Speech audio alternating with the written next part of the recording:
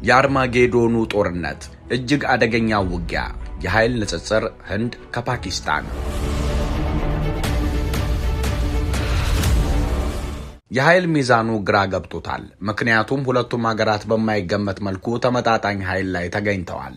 ህንድ ያለ ልክ ጦሯን ስታዘምን ፓኪስታንን በማይታመን መልኩ ተገዳድራታለች። አሁን ታዲያ የእነዚህ ሀገራት ነገር እንደተፈራው ሆኗል። አሁን በግልጽ ጦርነቱን ሀብለው ጀምረውታል። ይሄ ጦርነት ክንዱ ለፈረጠመ ማድላቱ የማይቀር ነው። ዋናው ጥያቄ ታዲያ ከሁለቱ ሀገራት መካከል ኃያሉ ማን ነው? በትጥቅስ ማን ይበልጣል የሚለው ነው። ሰሞነኛ ጥንቅቅ ያለ መልስ አለው። ሰላም የተወደዳችሁ የሰሞነኛ ቤተሰቦች፣ የሀገራቱ ነገር አሁን ለይቶለታል። ሁለቱም ወደ ኋላ የሚመለሱ አይመስሉም። ይልቅስ ሁሉንም የጦራቸውን ክፍል እያንቀሳቀሱ ሚሳኤሎቻቸውን ሁሉን እየወለወሉ እንጂ ጦርነቱ ሁለቱን ሀገራት ብቻ የሚጎዳ አይደለም። ይልቅስ አረሩ ዓለምን ሁሉ የሚለበልብ እንጂ። ጦርነቱ በዚሁ ከቀጠለ ቶሎ አያበቃም። ምክንያቱም ሁለቱም ሀገራት በማይታመን መልኩ ራሳቸውን አስታጥቀዋልና። በዛሬው ጥንቅራችን ታዲያ የሀገራቱን የትጥቅ ንጽጽር ከታንክ እስከ ጦር ጀት፣ ከእግረኛ እስከ ሚሳኤል ጥንቅቅ ካለ ቁጥራዊ መረጃ ጋር ወደ እናንተ የምናደርስ ሲሆን በተጨማሪም ጦርነቱ የሚያስከትለውን አስፈሪ ውድመትም ወደ እናንተ እናደርሳለን። አብራችሁን ቆዩ። የፓኪስታን አሸባሪዎች የካቲት 22 ቀን በካሽሚር ግዛት ፓህልጋም ባደረሱት ጥቃት ከ26 በላይ ሰዎች መገደላቸውን ተከትሎ ነገሮች ሲካረሩ ከርመው ህንድ ደግሞ በአጸፋው በካሽሚር ግዛት የፓኪስታን አሸባሪዎች መሽገውበታል ባለቻቸው 9 ኢላማዎች ላይ የአየር ኃይልና የሚሳኤል ጥቃት ፈጸመች። የህንድ መከላከያ ሚኒስቴር ወዲያው ጥቃቶቹ የተሳኩ ነበር ያለ ሲሆን ሀገረ ፓኪስታን ደግሞ አጸፋ ለመውሰድ ጊዜ አልፈጀባትም። ወዲያው በወሰደችው የአጸፋ እርምጃ 5 የህንድ ተዋጊ ጀቶችን መታጥላለች። የፓኪስታን ወታደራዊ ቃል አቀባይ ሌተናል ጀነራል አህመድ ሸሪፍ ቻውድሃሪ እንደገለጹት እስካሁን ድረስ 5 የህንድ ጀቶች ማለትም 3 አደገኛ የፈረንሳይ ምርት ራፋኤል የጦር ጀቶች፣ 1 ሩሲያ ሰራሽ ሱ-30 እና 1 ሚግ 29 እና 1 ሄሮን ሰው አልባ አውሮፕላኖች መምታታቸውን አረጋግጠዋል።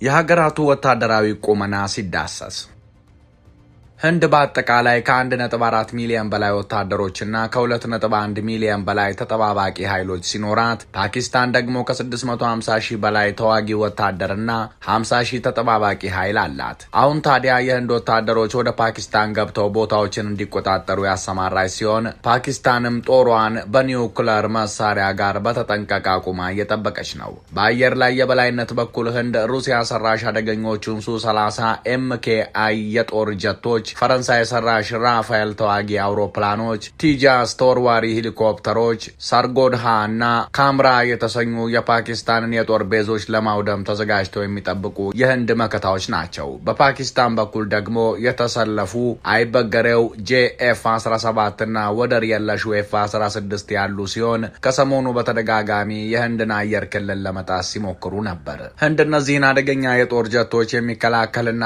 ወደ ህንድ አየር ክልል እንዳይገቡ የሚያደርግ ሩሲያ ሰራሽ ኤስ-400 ጸረ ሚሳኤል ጠምዳ እየጠበቀች ሲሆን ፓኪስታን በበኩሏ የቻይናውን HQ-9 ጸረ ሚሳኤል እና ካሚካዜ የተሰኙ ድሮኖችን ትጠቀማለች። በባህር ኃይል በኩል ህንድ ከ150 በላይ የጦር መርከቦችን የታጠቀች ሲሆን ካራቺ ወደብን ሙሉ በሙሉ መዝጋትና ፓኪስታንን ከዓለም በባህር እንዳትገናኝ ማድረግ ትችላለች። በተመሳሳይ መልኩ ደግሞ ፓኪስታን ቀላል የማይባሉ የጦር መርከቦች ቢኖሯትም በቁጥር ግን ከህንድ ያነሱ ናቸው። በምድሩ ጦር በኩል ህንድ የበፊቱን የኮልድ ስታርት ዶክትሪን የምትጠቀም ሲሆን ወደ ፓኪስታን ዘልቆ በመግባት ፑንጃብን ስለመያዝ ብቻ ነው ሙሉ ትኩረቱ። የፓኪስታን ጦር ደግሞ ዋነኛ ትኩረቱ ጸረ ታንክ ሚሳይሎችን ቀድሞ በመቆጣጠር የህንድን ጦር ባዶን ማስቀረት ነው። የጦርነቱ መባባስና ቀጣዩ እልቂት ይሄ የገነነ መካረራውን ወደ ቀለጠ ጦርነትና ውጊያ እየገባ ሲሆን በእርግጠኝነት በቀጣዮቹ ሳምንታት ጦርነቱ በእጅጉ መስፋቱ አይቀርም። በዚህም ህንድ በቀጣይ ፓኪስታን የምትቆጣጠራቸውን የካሽሚር ወሳኝ ቦታዎች ልትይዝ የምትችል ሲሆን ፓኪስታን በበኩሏ ልዩ ኮማንዶ ወታደሮችን ወደ ጃሙ ወደብ በመላክ የህንድን መውጫ መግቢያ ልታፍነው ትችላለች። እንደ ጦርነቱ አስፈሪ አካሄድ ከሆነ አደገኛ የሳይበር ጥቃቶች ይጠበቃሉ። ህንድ የፓኪስታንን የኃይል ማመንጫ ልታወድም ትችላለች። ፓኪስታንም የህንድን የባቡር መንገዶች ማፈራረሷ አይቀርም። ከሁሉም የሚፈራው ደግሞ የሚሳኤል ጥቃት ሲሆን ህንድ ብራህሞስ የተሰኘ ሚሳኤሏን በመጠቀም የፓኪስታንን የማዘዣ ጣቢያ መደብደቧ አይቀርም። ፓኪስታንም ሻሂን 2 የተሰኙ ሚሳኤሎቿን በመተኮስ የህንድን የመሳሪያ ማከማቻ ማደባየቷ የማይቀር ነው። በጊዜ እልባት የማያገኝ ከሆነ ጦርነቱ በጥቂት ቀናት ውስጥ ከ50 ሺህ በላይ ሰዎችን ህይወት ይቀጥፋል። ሚሊዮኖች ከመኖሪያ ቀያቸው ይፈናቀላሉ። አስፈሪ እልቂት ይፈጠራል። በመላው ዓለም ታዲያ አስፈሪ የኒውክለር ውጥረት የተፈጠረ ሲሆን ፓኪስታን እንደ ናስር ያሉ ታክቲካል የሆኑ የኒውክለር መሳሪያዎችን የህንድ ታንኮችን ለማስቆም ትጠቀማለች ተብሎ የሚጠበቅ ሲሆን ህንድ ደግሞ አግኒ ቪ የተሰኘ የኒውክለር መሳሪያን በተጠንቀቅ አቁማለች። ምናልባትም ደግሞ ዓለም የጨነቀው አደገኛው የኒውክለር ጦርነት ይጀመራል ብሎ ነው። ነገሩ በሁለት ሀገራት ብቻ የሚቆም ነገር አይደለም። ይልቅስ የሀያላኑ እጅ በስውር አለ። ይህ ማለት ፓኪስታንን፣ ቻይና፣ ህንድን ደግሞ አሜሪካ ይደግፏታል። በዚህ ጦርነት ሰበብ ደግሞ የዓለም የገበያ ዋጋ ይናጋል። የነዳጅ ዋጋ በ25 በመቶ ይጨምራል። የሚፈራው አስፈሪው ቀን የህንድ ጦር ወደ ፓኪስታን ዘልቆ ከገባ ወደ 3500 ታንኮችንና ከ4000 በላይ ብረት ለበስ መሳሪያዎችን ይጠቀማል። ፓኪስታን በበኩሏ ከ2400 በላይ ታንኮችንና ከባባድ የመከላከያ ሲስተሞችን መጠቀሟ አይቀሬ ነው። የኒውክለሩ ጦርነት ውጊያ ከጀመረ ደግሞ ፓኪስታን የኒውክለር ጥቃት በማድረስ ከ500 በላይ ወታደሮችን በአንድ የምትገድል ሲሆን ህንድ አጸፋ ከመለሰች በተመሳሳይ ብዙ እልቂት ይፈጸማል። የዓለም ግዙፍ ኃይሎች ኔቶና ሩሲያን ጨምሮ ሁለቱም ወገን ከማስጠንቀቅ ውጭ ምንም ያደረጉት ነገር የለም። የዚህ ሂደት ውጤቱ እጅግ አደገኛና የማይገመት ሲሆን በጠቅላላ ከ150 ሺህ በላይ ሰዎች ህይወታቸውን ሊያጡ ይችላሉ። ከ15 ሚሊዮን በላይ ሰዎች ከመኖሪያ ቦታቸው ይፈናቀላሉ። በኢኮኖሚ በኩል ሁለቱም ሀገራት ላይ ከፍተኛ ጫና የሚፈጠር ሲሆን ህንድ ልትቋቋመው ብትችልም ፓኪስታን ግን ህዝቦቿ ምግብና መድኃኒት እስከ ማጣት ሊደርሱ ይችላሉ። ዋነኛ ስጋቷም ይሄ ነው። የመጨረሻው አማራጭ ግን ውድ ዋጋ። ምናልባትም ከጦርነቱ ከወራት በኋላ ማለትም ብዙ ነገር ከጠፋ፣ ብዙ ነገር ከወደመና እልፍ ነገር ከተከሰተ በኋላ አሜሪካ አሸማጋይ ሆና ብቅ ልትል ትችላለች። ቻይናም ዩኤንም በተመሳሳይ ተስማሙ ብለው መምጣታቸው አይቀርም። ህንድ ከጦርነቱ የተወሰኑ ቦታዎችን ይዛ አሸነፍኩ ማለቷ አይቀርም። ፓኪስታንም የሞራል ድል አገኘው ማለቷ የሚቀር አይደለም። ነገር ግን ውድመቱ ቀላል አይሆንም። ምናልባት ከ60 ሺህ በላይ ሰዎች ይሞታሉ። 12 ሚሊዮን ሰዎች ቤት አልባ ይሆናሉ። ከ700 ቢሊዮን ብር በላይ የንብረት ውድመትና ኪሳራ ይከተላል። የህንድ ከተሞች አመድ ይሆናሉ። የፓኪስታን መሰረተ ልማቶች ሁሉ ይፈራርሳሉ። በጠቅላላ ሀገራቱ ወደ ኋላ ዘመናትን መመለሳቸው አይቀርላቸውም። ጠንካራው ማን ነው? ሀገረ ህንድ እጅግ የዘመኑ የጦር መሳሪያዎችን እንደ ኤስ-400 ያሉ ጸረ ሚሳኤሎችንና እንደ ብራህሞስ ያሉ ሚሳኤሎችን ብሎም ዘመናዊ የጦር ጀቶችን የታጠቀች የላቀ የባህር ኃይልና ተዋጊ መርከቦች ያሏት፣ ኢኮኖሚዋ ደግሞ ከሁሉም የሚልቅ ነው። በፓኪስታን በኩል ደግሞ ሀገሪቱ የበለጠ ታክቲካል አካሄድን የምትከተል የኒውክለር ትጥቋ ህንድን ማስቆም የሚችልና ከቻይና ድንቅ መሳሪያዎችን የምታገኝ ሲሆን በጠቅላላ ጦርነቱ የኩያማቾች ጦርነት ነው። የሁለቱን ሀገራት ጦርነት ዓለም ለምን ፈራው? የህንድ ጦር አሁን ላይ ወደ 180 የሚሆኑ አደገኛ የኒውክለር መሳሪያዎችን ዝግጁ አድርጎ እየጠበቀ ነው። በፓኪስታን በኩል ደግሞ በተመሳሳይ ወደ 180 ገደማ የኒውክለር አረሮች ተዘጋጅተዋል። ህንድ በዚህን ያህል መጠን የኒውክለር ይዞታዋን ስታዘጋጅ በ20 ዓመታት ውስጥ ይሄ የመጀመሪያው ሲሆን ተግባሯ በደቡባዊ ህንድ ያላትን የኃይል መጠንና ተሰሚነት ከፍ ለማድረግ የተደረገ ነው። ህንድና አስፈሪው የኒውክለር ይዞታዋ። ላለፉት 2 አስርተ ዓመታት ፓኪስታን ታክቲካል የኒውክለር መሳሪያዎችን በማውጣት በተወሰነ መልኩ ከህንድ አንጻር የተወሰነ ብልጫ አላት።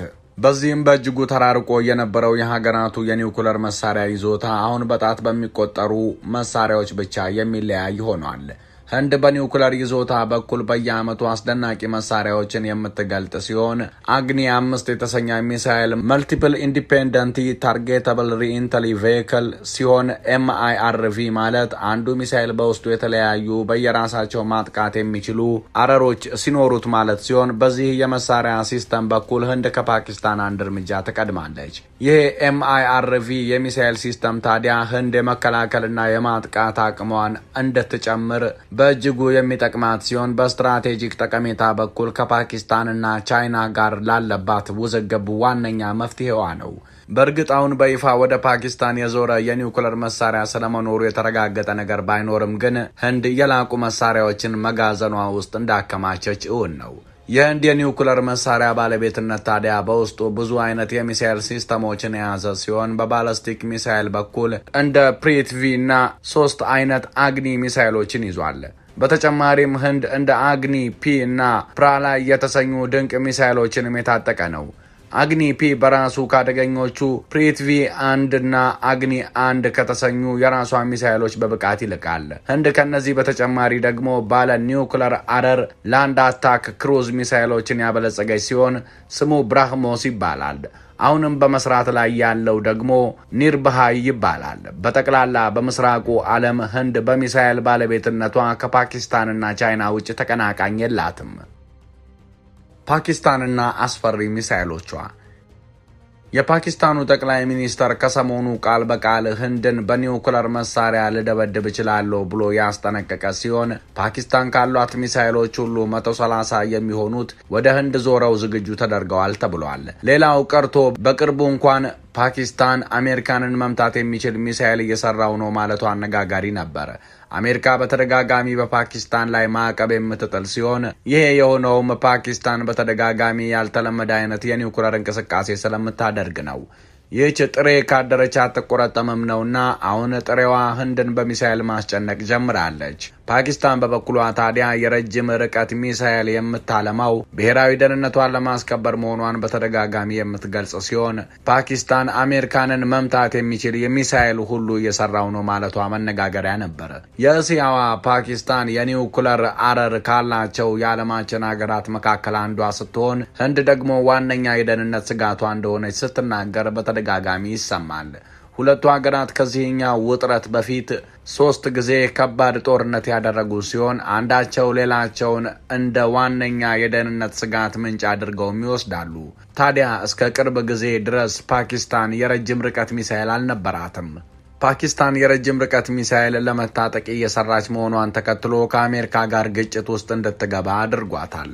አሜሪካ ፓኪስታን የረጅም ርቀት ሚሳኤል ለመታጠቅ መፈለግን በስጋትነት ያየችው ሲሆን ከድርጊቷ እንድትታቀብ በተደጋጋሚ ስታሳስብ ነበር። የአሜሪካ ስጋት አሁን እውን ሆኖ ዓለም የኒውክለር ጦርነት ሊመለከት ጫፍ ላይ ደርሷል። ይሁንና ኢስላማባድ የረጅም ርቀት ሚሳኤል ማልማቷን መቀጠሏን ተከትሎ ከሰሞኑ አሜሪካ አዲስ ማዕቀብ በፓኪስታን ላይ ጥላለች። ፓኪስታን ግን ጭራሽ እያለማች ያለችው የረጅም ርቀት ሚሳኤል አሜሪካንን መምታት የሚችል ነው። አሜሪካ በሩሲያ፣ ሰሜን ኮሪያና ቻይና የረጅም ርቀት ሚሳኤል ስጋት ውስጥ ያለች ሲሆን ፓኪስታንም ይህን ሚሳኤል ከታጠቀች በአራተኛ ሀገር ስጋት ውስጥ ልትገባ ትችላለች። የፓኪስታን ባለስልጣናት በበኩላቸው የረጅም ርቀት ሚሳኤል መታጠቅ የፈለጉት ከህንድ ሊሰነዘር የሚችልን ስጋት ለመመከት እንደሆነ ተናግረዋል። አሜሪካ ደግሞ የፓኪስታን ሚሳኤል ርቀት ከእስያ ሀገራት የዘለለ ሊሆን እንደማይገባ መናገሯን ተከትሎ ነው አለመግባባቱ የተፈጠረው። አሜሪካ ባልተጠበቀ መንገድ ጦሯን ከአፍጋኒስታን ካስወጣች በኋላ ከፓኪስታን ጋር ያላት ግንኙነት እየተሸረሸረ የመጣ ሲሆን በአንጻሩ ኢስላማባድ ከሩሲያና ቻይና ጋር የጠበቀ ወዳጅነት በመመስረት ላይ ትገኛለች። የጦርነቱ መጨረሻ ምን ይሆናል? ምናልባት ህንድ ውጊያውን ልታሸንፍ ትችላለች። ጦርነቱን ግን ፓኪስታንን ሙሉ በሙሉ አታሸንፍም። ፓኪስታንን ደግሞ ልታሸንፍ አትችልም፣ ግን ራሷን ማስከበር አያቅታትም። ሁለቱም ሀገራት ብዙ ያጣሉ። ጦርነቱም አሸናፊ ሳይኖረው ትርፉ ውድመት ብቻ ይሆናል። ኒውክለር ይተኮሳል፣ ከተማ ይፈርሳል፣ ህዝብ ይፈናቀላል፣ እልፍ ህይወት ይቀጠፋል። መጨረሻው ስምምነት ይሆናል። ምክንያቱም ይሄ ቆሻሻው ጦርነት ነውና። የተወደዳችሁ የሰሞነኛ ቤተሰቦች ጦርነት የትኛውንም ሀገር ጠቅሞ አያውቅምና ለሁለቱም ሀገራት ሰላም እየተመኘን ዳሰሳችንን በዚሁ እናበቃለን። አብራችሁን ስለቆያችሁ ምስጋናችን ከልብ ነው። ሰብስክራይብ በማድረግ ቤተሰብ ሁኑን። ሰናይ ጊዜ። ሰላም በምድራችን ላይ ይስፈን። ሰላም